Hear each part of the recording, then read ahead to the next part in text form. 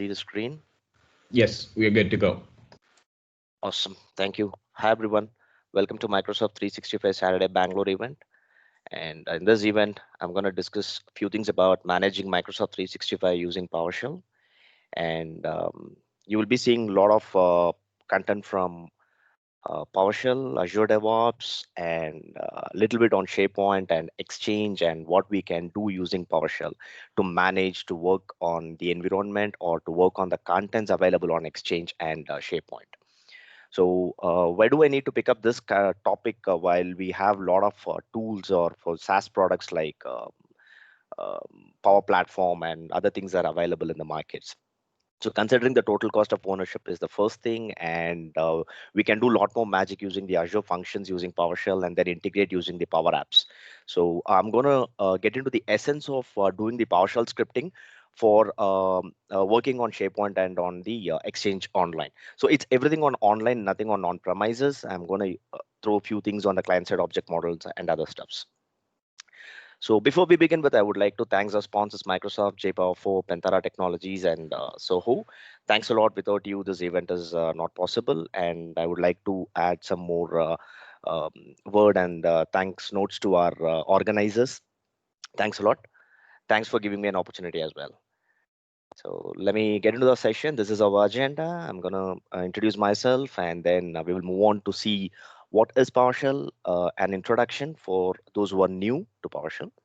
And we will get started with Microsoft 365 PowerShell, what has been added in it, and how I can go ahead and run PowerShell scripting in serverless. We are not going to run something on our local machine as well as on our serverless. Um, Here, the serverless is not Azure Functions. We are going to discuss on Azure DevOps. And I'm going to introduce a new tiny module, PS HTML, which is really a fantastic module to do reporting using PowerShell scripting. And that will be covered in the demo. And of course, as I said, like we're going to see something on reportings, and I will show you how to build a CI/CD pipeline in Azure DevOps. It's not an introduction. I'm going to give you the hands-on through my demo. And of course, we're going to give the closing notes and the takeaways. So about me, I'm Chandrayan Venkatesan, known as like Chen a Microsoft MVP, MCTS in SharePoint, MCP Exchange, and I've done my ITIL V3 Foundation certification as well for the process. I work as an IT advisor at Shell India Markets Private Limited, and that's my blog site, about-powershell.com. You can follow me on Twitter, LinkedIn, and Facebook. My key handle is at ChandrayanV. So those who are new to PowerShell, I just want to give a few bullets here. PowerShell is nothing but a task automation and a configuration management framework from Microsoft. And those who are really familiar with that would have seen the shell management on all the Microsoft technologies or the Microsoft platforms post 2012, be it 2012 server, or it can be your 2010, 2012, SharePoint servers online, SharePoint server on premises or Exchange on premises server. Those days, way back like 2012 or 2013, you would have seen a lot of shell management, which are all integrated, and PowerShell was heavily used even now to integrate with the Office servers. So I can say like sometimes back, like there is no good APIs or other things being delivered except PowerShell commandlets to work with O365. Now it's Microsoft 365, right? And now PowerShell has been emerged a lot. Now it's a cross-platform, and if you see any version which is greater than 5.1, are cross-platform. But unfortunately, we don't have a cross-platform module delivered from SharePoint team. It The client-side object model it don't support. It won't run on any other operating system than Windows, right? But we are expecting it to happen. Coming back to the PowerShell, we all know that it is an object-based one. So you can see the objects in the pipeline. If you say any other scripting language, it may be like a pipeline of text. Over here, it is like objects in the pipeline. So that makes the IT pro jobs really super easy, because we can go ahead and invoke a method or property of an object very easily than any other scripting language. If you ask me, PowerShell is far more than a scripting language, because we can do a lot of things using PowerShell, which other scripting language don't do, or may be challenging to do. So the latest version, the current version in the PowerShell is a 7.1. I would like everybody to go ahead and give a try. I'll give you the references link for the PowerShell 7.1 and the PowerShell document as well, which is there in the key takeaways. Back here. So as a O365, Microsoft 365 guy, I want to work on multiple things, right? So I want to work on Azure Active Directory. I may work on SharePoint Online. I work on Exchange Online because I may be working on a lot of reports and other stuffs. So you know what? Microsoft has made our life easier, where you don't need to connect to the multiple environment using a different credentials. You can just use one single credential, and you can very well run your reports and do work on multiple modules. I've not covered Teams over here because I was pretty new to that and I don't have a good experience. I don't want to mess around with that. And you can see there are, I am using a SharePoint, a PNP PowerShell online module rather than using PNP PowerShell. There is some reason for that. I will cover it in my demo session. So you have got all the references for this. If you want to set up your mission, you don't need to worry a lot or don't need to Google. I have a script ready for that. If you just execute it, it's going to set up your lab environment, or you can just go ahead and do it in your lab DevOps organization pretty easily. To do this demo, like what we have to do is we need to have a multiple modules. Here the modules are nothing but a wrapper of all the commandlets, whatever we get it from Microsoft Online, Azure Active Directory, SharePoint, PSHTML and other stuff. So except PSHTML, and I think all other things are from Microsoft. PSHTML is a community module which will help you to decorate your report as a HTML without using a HTML. So you can apply your PowerShell logics and make your conditional loops and other stuffs so that you can make your report fancy and deploy it wherever you want, or you can host it somewhere, right? So I just want to introduce PSHTML for you because I'm going to use it heavily on my demo. So that's again a cross-platform PowerShell module. In this case, we don't need it because if I load a PSHTML on other operating system flavor, like an Ubuntu or in a Mac OS, I cannot use the client-side object model libraries, and I have not tested the Exchange Web Service API. So anyways, it's a PSHTML as a cross-platform. You can give a try for your other services. Probably Teams may support or Exchange may support. You can do use it. And how do you get a PSHTML module? It's available in the PowerShell gallery. So you can directly go and get it using the install-module commandlet and pass the name PSHTML. The documentations of the PSHTML is super awesome and super handy. You can just refer to that documentation of PSHTML. Let me give a try if I can open that.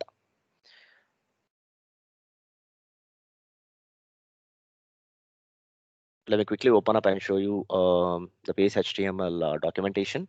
So you will get all the details and how do you set up the mission and help for each and every commandlets. So all the functions and things you will get a help in one site. So it's pretty easy, super cool to follow, and then set up your uh, set it up in your script so that you can execute for any of the services. Over here, I'm going to give it for Microsoft 365, but it can be for anything. It can be for your Azure, it can be for your on-premises or anything, right? So back here to my presentation.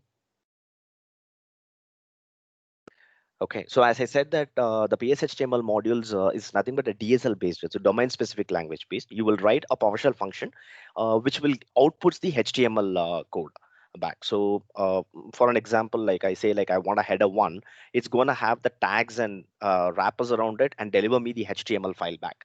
So I can render the HTML using the outfile commandlet. So, and why I want to use this rather than using the native HTML is it's pretty simple. I can apply the logics, loops, and conditions, and I can integrate in my Azure functions, in my DevOps pipeline, or if I want to run it on my Logic app somewhere, where Logic app is just my engine to invoke my Azure functions URL. It can be, it's all scenario based, and it also have the charting library attached to the PSHTML, but it's uh, really good to use, and it is really helpful to some extent. I have not explored it completely, but yes, of course, it supports that.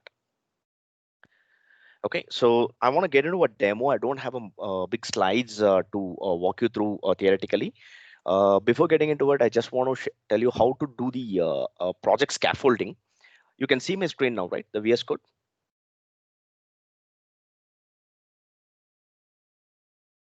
Hello. Yeah, we can see. We can see. Perfect. Okay. If anybody have a trouble, I can change the theme. So for now, I'll just continue. Okay, I have created the project scaffolding underneath my desired folder called repos. So I've got two folders here. So you can set it up accordingly, or you can just follow with any one of the folder and continue using it. So I've got my Microsoft 365 repository, like it is sitting in my Azure DevOps. So I've cloned it and I've got the Microsoft 365 and all my standalone scripts in my scripts folder, right? So first thing first, I'll be working on multiple environment, be it Azure or Exchange or SharePoint or any other services. But I'm a PowerShell developer. Consider in our demo, I'm going to be a PowerShell developer infrastructure guy who's going to do a scripting for multiple requirements. Say, for example, I'm going to create a list or I'm going to pull out the list information, something like that, right? But I'd want to keep this in a version controlling. I don't want to lose the script, and I want to be it like a lift and shift for other environments as well. So how do I do that? So first thing is I need to have a project scaffolding. That's nothing but arranging my folders and scripts. It's a way of organizing things and you deliver it. Say for example, you work for a project A, and in future you may move on to the project B, wherein you have to repeat your stuffs, but you will not have access to the project A sources. So you can just lift and shift this with before just moving on to the other projects, and you can change the credentials and setup. Or if you have a centralized repo in your organizations, you can pull it out from there, and then you can revoke your access back. So you don't need to redo it, the project scaffolding, because it will have a lot of dependent files and stuff. Say in my standalone script, I do have a SharePoint folder which contains the assemblies. Why I'm showing this as an example is I'm not using any of the modules here, like a SharePoint PNP or a PNP PowerShell, or I don't have a Microsoft Online commandlets available. I'm just going to the native Microsoft client-side object model, where I have downloaded all the required assemblies, right? So you will see all the DLL files which is required to run my commandlets, correct? So from where I do get it is, you can go to the package manager, and in the package manager, you can find the Microsoft.SharePointOnline.CSOM. So once you execute this commandlet, what happens is it will download the client-side object model in the desired location. So where exactly this downloads, you can go into your C program files, NuGet. Am I missing something? Okay, let me quickly check it out. If I execute it, okay, I think I missed the path. I'll come back to that. I'm sorry about it. You can see all the packages in one particular location, or else you can just look into in your user profile as well. So let me open up my user profile and get into my .NuGet packages. You can find all the packages over here, and there is another package which you can see it in your program files as well, right? So you can just look into that, and you can copy the assemblies to the desired folder. So what makes that is like it will get all the required files to run your code. Similar way you can do for Exchange as well, and you can get the EWS API to work with Exchange Online or in your mailbox or impersonating account authentication and other stuffs. A lot of things you can do from there. When you're going to run this on your DevOps pipeline, you don't need to have this file copied every time from your local machine to your Microsoft hosted agent or on your self-hosted agent. What you can do is you can do directly download from NuGet, and then you can run the code. I will show both the examples for you. So in this case, what I'm going to do here is I'm going to show you a couple of code which is going to help you out in pulling out the informations and the list creations. So what I have done is I've created a local file when I'm going to develop some script um, locally on my machine. And I've got my credentials, I've got my URL for all my environment, for my Exchange, for my SharePoint or Teams or whatever it may be. It's available in my config.json. I'm not gonna reveal it because it has my credentials locally. But when I do it on my DevOps pipeline, that's a different story. I will show you how to set it up. So first, I downloaded all the assemblies using a snippet here, which will go read through my assemblies folder and filter all the DLLs and import the modules. So what happens? I will get access to my SharePoint Online Credentials class, client context class, list creation information class. All right. So I've got my site open. So I'm getting the authentication passed here, and then I'm establishing the client context class, passing out my credentials, and then I go give the list creation information and create a title with an announcements template type, and then get the job done. Right. So let me do this for M365 PowerShell. So let's see how it's going to run. So just do right click and run the selection. Awesome. It didn't work as expected. Let's see. Okay, it's inside the script. So now it should work for me.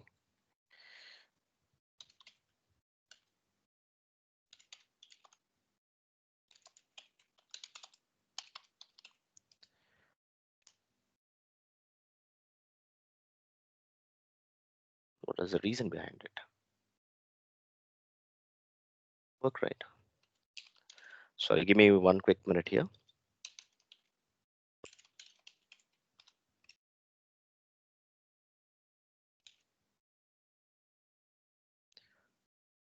So I've got a SharePoint. Awesome. Why it didn't read the values? I see there are SharePoint 2 folders. No. That's correct. Now it's loading up. I set the path Okay. incorrectly. It's good now. Yeah, the path was, I was going to say that. Yeah. Awesome. So now what happens is, okay, this is an expected one on the console host. I'll come back to this part later, because if you run the same script on the PowerShell ISE, you will not see this format default issue. So we don't need to worry about it. So what happened now is, so it is going to read all the required parameters like my username, password, my site, and then it's going to create a, uh, type list called Microsoft 365 on my SharePoint site. So if I go back here and refresh my site, I can see an announcement list created like Microsoft 365.PowerShell. Let me go ahead and quickly delete it. The reason for this. Okay. So I have done the same sort of an exercise for a reporting using the DevOps pipeline. I'll just quickly show that how we go ahead and do that. Before that, I want to show in Exchange the similar sort of exercise I have carried out. So if I go to the example called high priority email, I have downloaded all the assemblies for the Exchange, right, for EWS API. So you can see there are a couple of APIs which I have downloaded from the NuGet packager manager, which will have my authentication assemblies as well as my web service assemblies. So this DLL file, these two are important for me to load the classes. So what happens, I can go and access my Exchange inboxes, or else any shared mailbox, or I can impersonate to any of the shared mailbox and then automate the things. Say for an instance, I'm going to get an email saying that service request inbox. May user have some sort of a subject line, and then I'm going to process it. I can go ahead and do this kind of an automation to do or to enact something on a SharePoint or on Exchange without using the Power Apps or Azure functions at this point of time. Of course, the native way is doing that, but what you have to do is under the hood, you have to write some script or some sort of a code to integrate two functions and then to put it across on your Power Apps, or else to the HTTP trigger connector, or you have to use it in your Logic app. So what is the essence, or what is the backend code we are going to run? So in this case, I'm going to pull out an email which has a high priority. So it's a very simple example, which will go ahead and do the search filter and get any high priority email from my inbox. And I'm not going to use any kind of a modules, because there is no dependency for me, because I've got the APIs, I mean the assemblies installed in my local machine. I can do the same on the self-hosted agent as well, right? I will show you how to do that.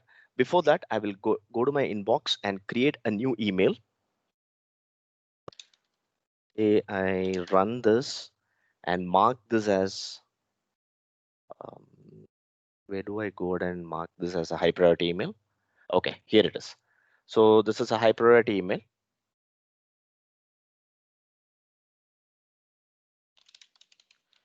So I'm going to send it to my inbox. Let's wait for a quick minute here. will be receiving email with high priority notification. Okay, so you can see the exclamatory mark. This has a high priority. You can think about any kind of an like a shared mailbox or any kind of a folder in your thing where you go ahead and take your content and automate the stuffs. So over here, I'm just using my inbox for a demo, which has a high priority. And back here in my code,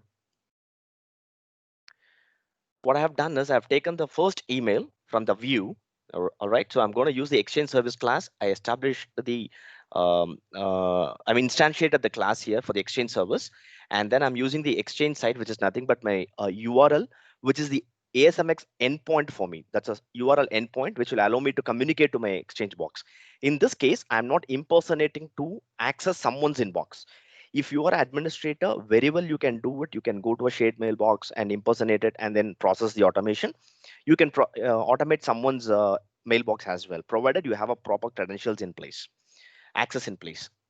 So this is very important, where I've taken a search filter where I'm going to say when there is an importance is high, just pull out the information from there. So what I get over here when I execute it, let's quickly check it out.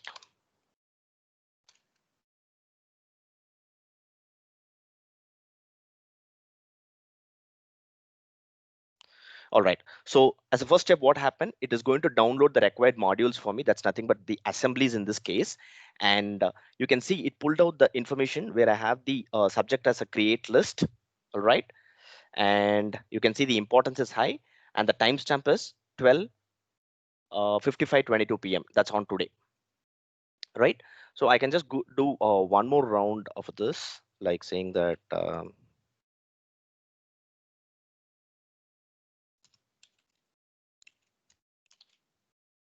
market is done and send it across. Okay, so I'll come back and execute this sometime later because I have to wait for the inbox to come up. Before that, I can just go ahead and show you another condition here. Say there are some scenario, team may say that I have a common mailbox which will get all the self-service request or a service desk options.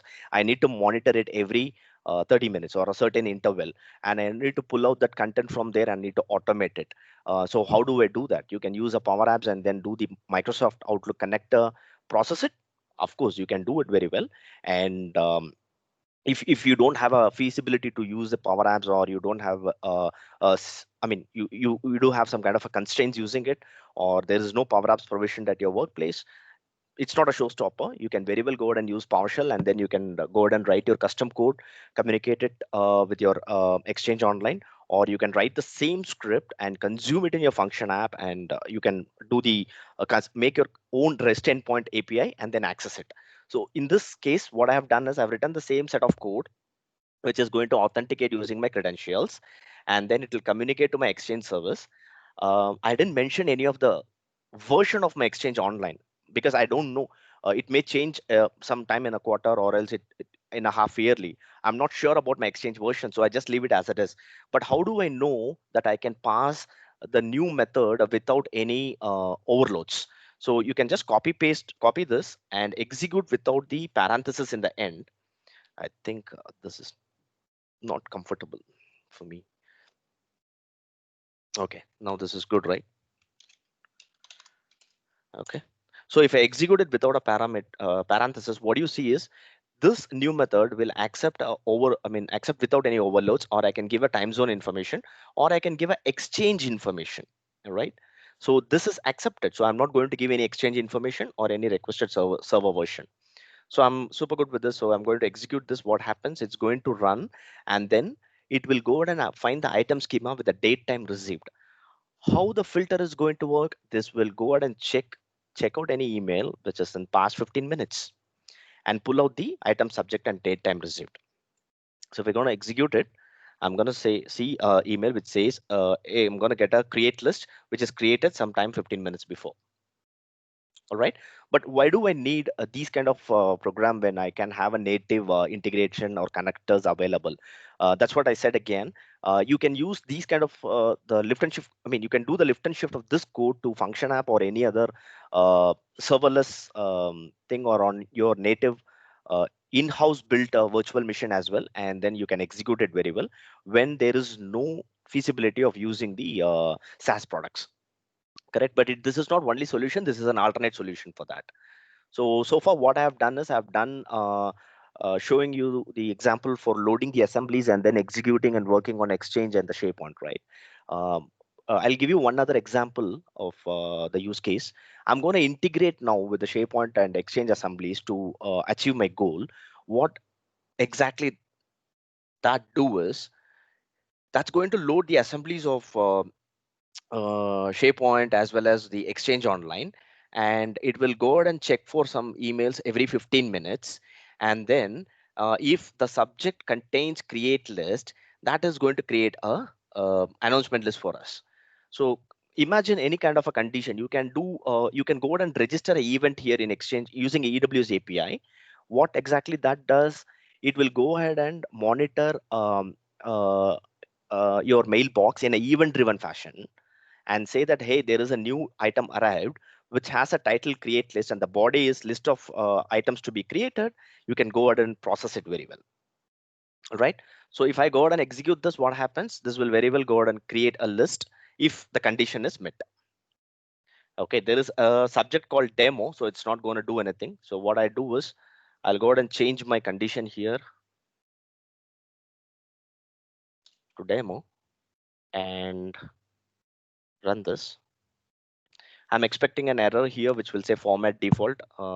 If that doesn't do it, then the list is not created, but I can come back to that in some time.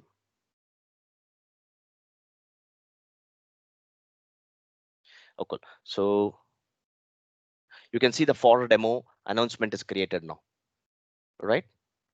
So let me delete it because I've got a condition such a way.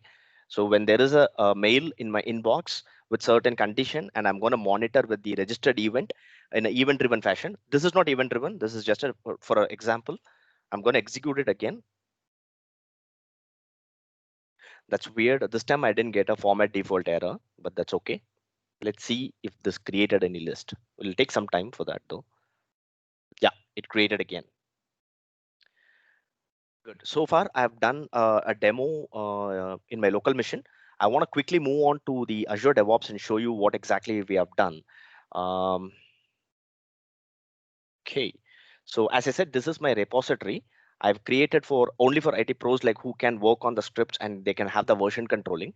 In this, I've made my scaffolding starting with the source, and I've got some Active Directory where I can establish a connection to my Active Directory using my credentials.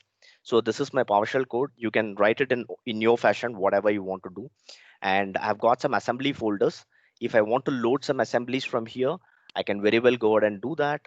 But at this point of time, I don't need it. The reason being is I want to show you another demo where I don't need assemblies, but I go with the Microsoft native commandlets. So let me quickly go back to my code and show you what we have done in the reporting stuff. So back here, I've written some codes here which will accept a username and a secret. It can be your application ID and application certificate as well. You can set it up very well in your Azure DevOps. How do you going to establish a connection?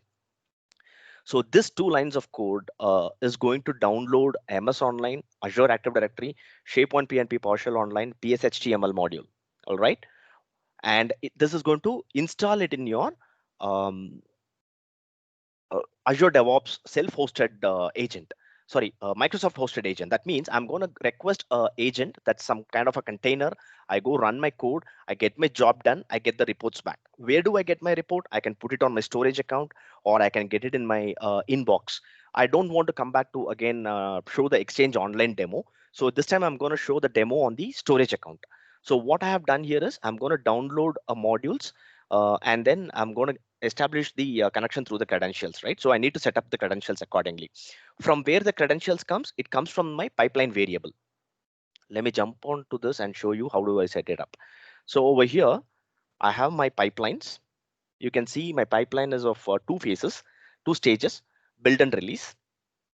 So if I edit this, I have a variable section. I have set up my username, my URL, and my password here. So this is my secure password. So I'm just making it as a secret key, right? So back here to my code, I have defined my pipeline as a YAML file. So you don't need to worry about it. I have got an extension installed for this. So I'm going to write a YAML file quite easily because I'm not going to hard code everything, or I don't need to remember. It's going to give me the IntelliSense and say that, hey, you're going to do the stages and build and release and stuff. So I'm going to pick it up and just apply the logic here to do it. One point you have to be make a note here is, as I said, client-side object model or the SharePoint libraries are not cross-platform. So when you are using the PowerShell 2 task, make sure your PWSH is set to false. If you don't do it, by default, it will be true, and your Microsoft hosted agent will call the PowerShell core because that is the latest version, right?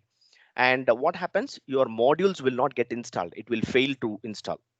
It will fail, of course. The code will not work.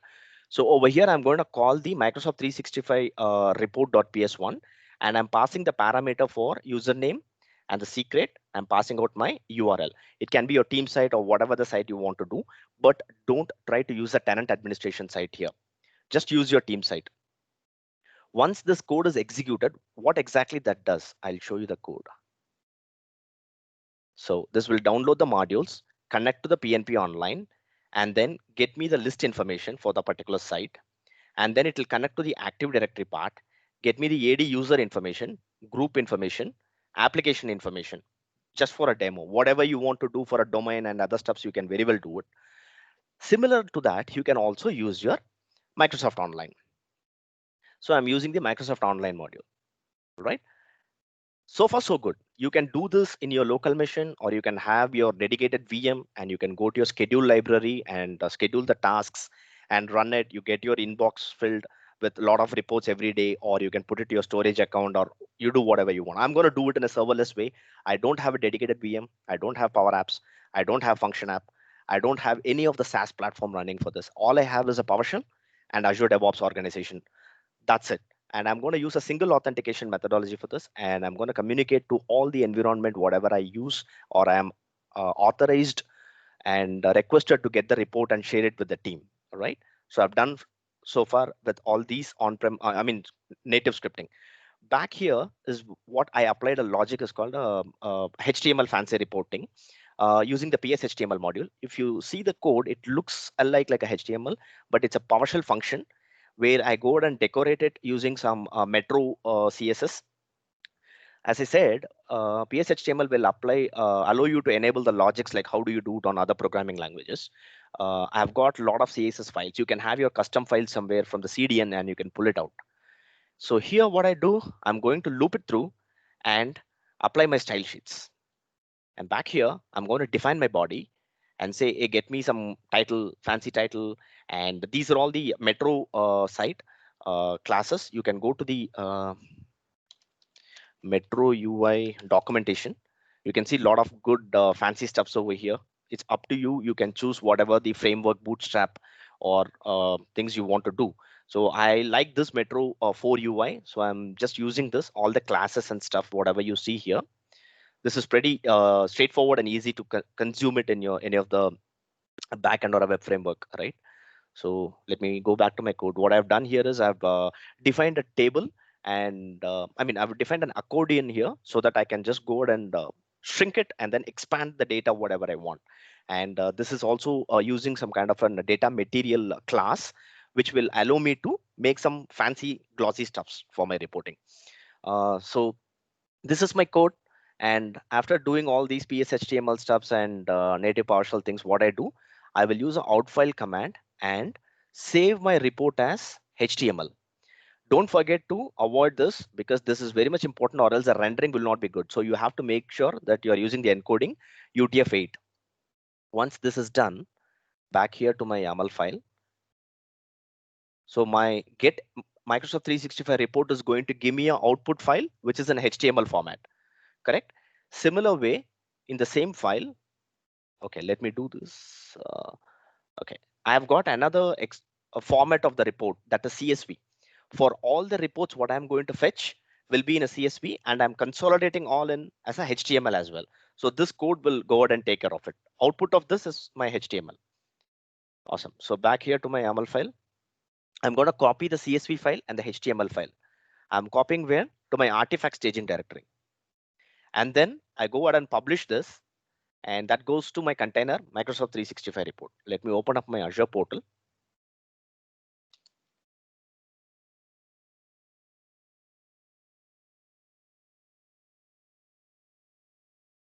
Yeah, good, that single sign-on worked now. Back here. So I've got a storage account, Microsoft 365 Bangalore, and I've got my. Chen, we have 15 minutes left. Thanks, Jas. I think I'll be on time. Okay, so I've got 3 containers, Exchange, General, and SharePoint. So you can just pass across the data to the respective containers here. So I'm storing the data in General for now. So for now, I'll just go ahead and delete it because I've got a couple of reports. I want to demo it. Let me delete it quickly.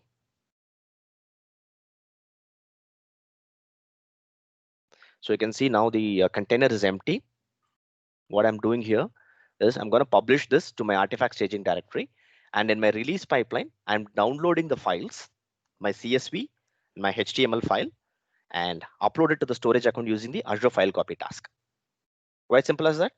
And what it does, it just go ahead and establish the connection to the Azure subscription where I've got access. How does Azure DevOps knows that I have to go and communicate to my respective subscription? I've created a service connection in my Azure DevOps. Go back to the project settings here, to the service connections. I've created a service connection Microsoft 365. If you look into it, I've provided my subscription details, subscription name. I've given my service principal ID, where I've created one SPN, and then I've provided the SPN ID here and the key to the respective tenant. So what happens if I verify it, it will establish the connection. We are good. So I have to use the connection name in my YAML file. And then I need to give the destination. That's my Azure blob. What else is that? We can just go ahead and choose what we want. VS Code has got the Azure pipeline extension. I will recommend that you have to install that because that will make your job easier. Once your extension is activated, you can just go ahead and check the IntelliSense. So that will be pretty easier. Okay, so if you just type in the task, it will prompt you like what kind of a task you're looking out for. You want to publish a build artifact or other stuff, so you can see the IntelliSense. For some reason, for this theme, my IntelliSense is not working efficiently. You can see the PowerShell is still loading, but that's okay. It's not going to stop anything for us. I've passed the storage name as well because this Azure file copy API needs this as a parameter. From where I need to copy the file and to which subscription and to which destination, storage account name, and the container name. So we have got the container name here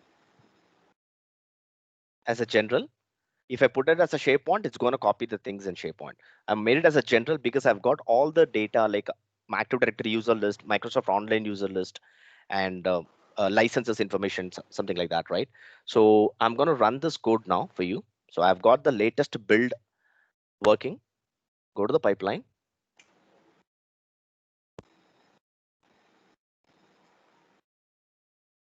So let me run the pipeline.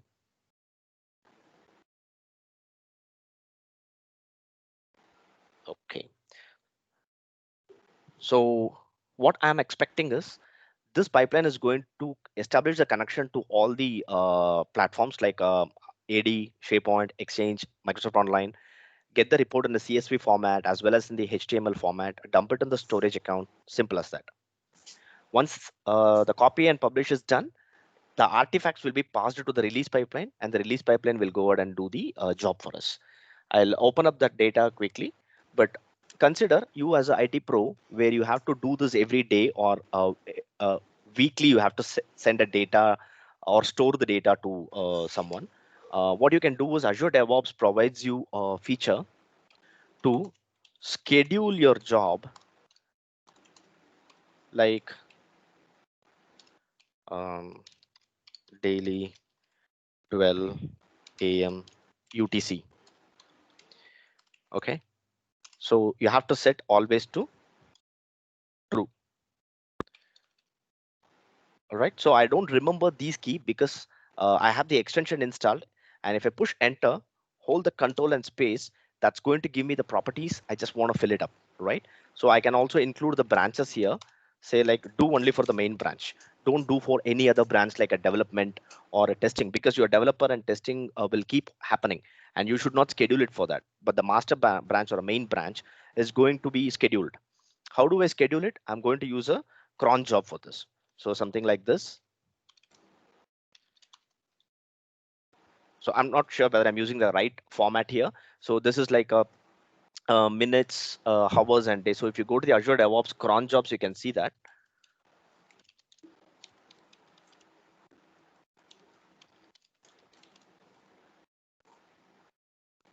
Yeah. So we can schedule our pipeline in any of the in any of the intervals. So you can just say daily midnight build. I'm going to do this every day. This is going to do the build. Or if you want in a different format, you can just go through this documentation. This has all the information, whatever we want. So it has like, okay, fine. The format here is the minutes, hours, days, months, and days of the week. So you can have this a documentation handy, and then you can schedule like how do you want and which interval you want to run it. So you know the beauty of this is it's going to support you on which day, or you can specific the days like Monday, Wednesday, Friday, run it on 6 UTC, something like that, right? This is super cool feature. So you don't need to have a dedicated mission or a task scheduler to maintain it, and you always know that Azure DevOps is uptime is more than like 99.9%, right? So you don't need to spend a lot of money or time on the infrastructure. And imagine if you have a dedicated mission for reporting or for any other administration tasks, you need to get a downtime, or if patch update is going to happen, you need to hold the reporting stuff, right? But if you are using the serverless like this, or the same piece of code, you can lift and shift to the Azure functions with little bit of modifications. You can schedule it over there with a timer trigger, but the code remains same. You go download the modules, you establish the connection, and then export it as a HTML or a CSV, send it across to your storage blob. So that's pretty handy and easier. Let me come back to the pipeline and see what happened here. So you can see the build is completed and I've got the artifact produced. So what this artifact was going to contain, I defined that my artifact name should be Microsoft 365 report. Where is that? So here is my Microsoft 365 report. That's my artifact name. And then I see all the CSV files, application information, group information, user information, online users, SPO list information stuff. So if I download the SPO list information, I get a CSV format here, right? Let me open that.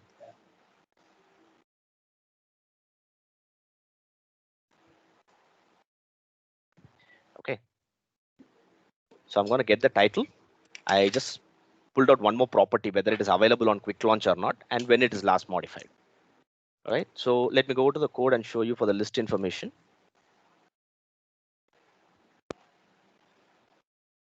What exactly this is going to do? Okay. Okay. Over here, I have selected title, quick launch, last modified date. Right. I'm using the PNP module here. No assemblies loading and other steps. I'm loading all the modules in one go, pull out all this information.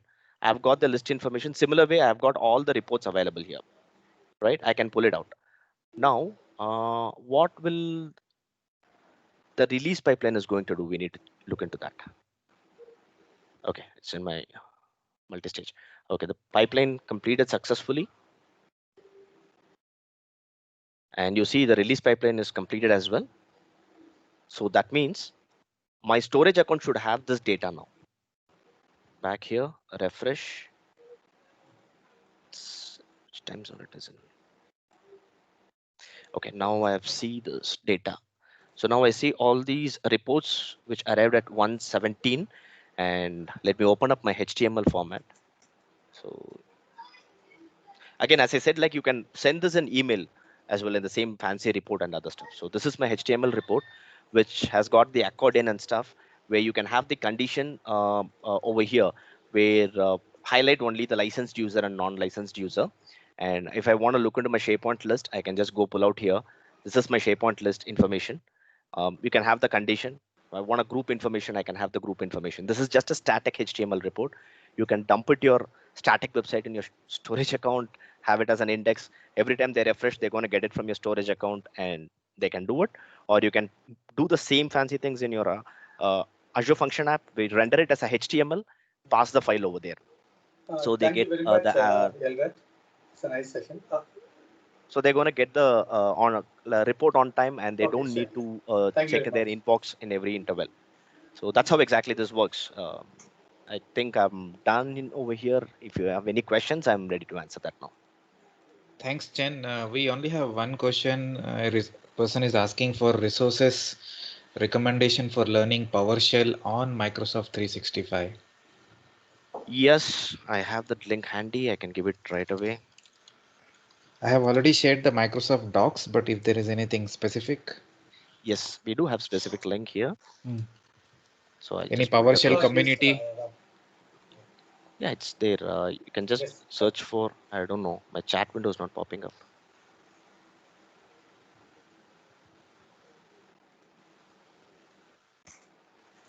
Okay, we do have Microsoft, PowerShell for Microsoft 365, which will give all the details, how to establish the connection using multiple ways, like using SPNs or using certificates SPN or using keys, using your own account, elevated permission stuffs, and impersonation, however you want. If you have any things, you can just drop me an email. I can also help you out setting up your pipeline to run your scheduled tasks in serverless fashion. Okay, that's great. So let's end this session and go to the next speaker.